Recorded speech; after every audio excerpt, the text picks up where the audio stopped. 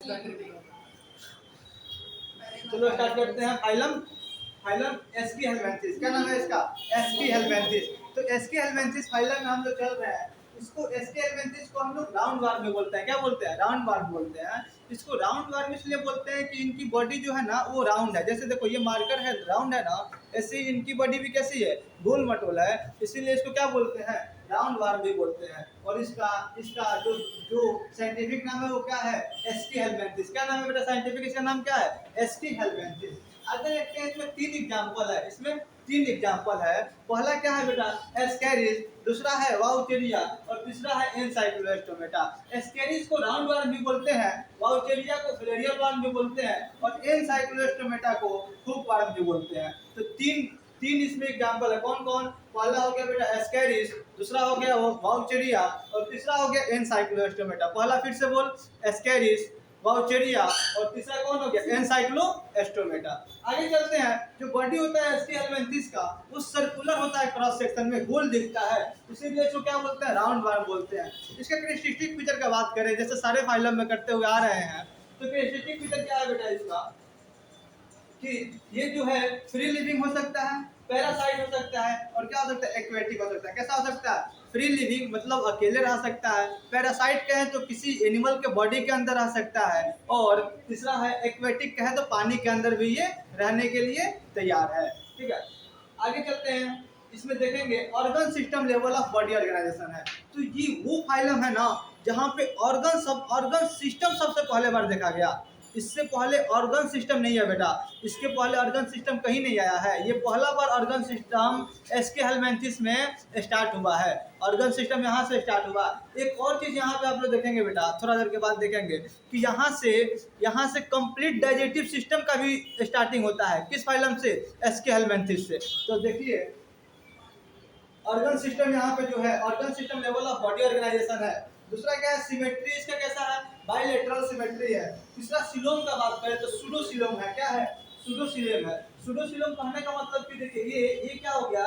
Stomach गट का वाल हो गया और ये बाहर का आउटर बॉडी वाल हो गया और इसके बीच में जो मीसोडर्म का लाइनिंग है, मीसोडर्म का लाइनिंग जो है वो कंप्लीट नहीं है, लेकिन कहीं कहीं पे पाउच के रूप में पाया जा रहा है। किसमें? पाउच के रूप में। तो इसलिए इसको क्या बोलते हैं? क्या बोलते हैं कि ये सूडोसिलोमेट है। इसके बाद के जितने भी ग्रुप आएंगे, जितने भी फाइलम आएंगे ना, सारे सिलोमेट होंगे। ये आखिरी ऐसा फाइलम है जो कि क्या है? सूडोसिलोमेट है बेटा। ठीक है, आगे चलते हैं। यहाँ पे जर्म लेयर का बात करेंगे तो तीन जर्म लेयर है, सारे ट्रिप्लोब्लास्टिक होंगे। इसके बाद एस्की हेलमेंथिस के बाद जितने भी फाइलम आएंगे बेटा सारे के सारे कैसे होंगे? ट्रिप्लोब्लास्टिक होंगे। आगे देखते हैं कंप्लीट एलिमेंट्री कैनाल। बोले ना कि यहाँ पे कंप्लीट एलिमेंट्री कैनाल की शुरुआत होती है, जहाँ पे कंप्लीट डाइजेस्टिव सिस्टम शुरुआत होता है। एक खाने के लिए ओपनिंग है और एक वेस्ट मटेरियल को बाहर निकालने के लिए ओपनिंग है बेटा। तो देखो कंप्लीट एलिमेंट्री कैनाल है। कैसे है? वेल डेवलप मस्कुलर फेरिंग्स है।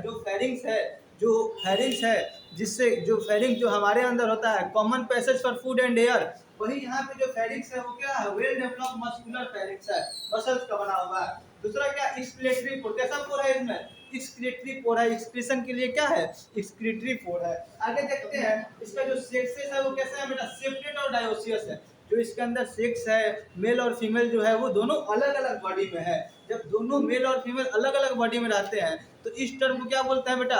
डायोसियस बोलते हैं। और मोनोसियस कब बोलेंगे? जब मेल और फीमेल सेम बॉडी में रहेंगे ना तो उसको क्या बोलेंगे? मोनोसियस बोलेंगे। तो ये डायोसियस होता है। और यहाँ पे मेल और फीमेल को आसानी से पहचाना जा सकता है क्योंकि जो फीमेल होती है वो लंबी होती है मेल के तुलना में। ठीक है बेटा, तो जो फीमेल है वो लार्ज है, लंबी है, और जो मेल है वो शॉर्ट है, स्मॉल है। ठीक है, फर्टिलाइजेशन का बात करें तो यहाँ पे जो फर्टिलाइजेशन है वो इंटरनल है, मतलब शरीर के अंदर फर्टिलाइजेशन हो रहा है और डेवलपमेंट भी डायरेक्ट है। और डायरेक्ट डेवलपमेंट कहें तो जैसे बचपन में था, जैसे जन्म लिया था वैसे ही बाद में भी दिख रहा है।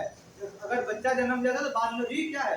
बच्चा मतलब आदमी जैसा ही दिख रहा है अगर आदमी का जन्म लिया है तो। अगर वही फ्रॉग का बात हम लोग करते हैं तो फ्रॉग जो है वो जब जन्म लेता है तो मछली टाइप का जन्म लेता है। ठीक है, लार्वल स्टेज उसका होता है और बाद में मेटामॉर्फोसिस करके वो क्या बन जाता है? फ्रॉग बन जाता है।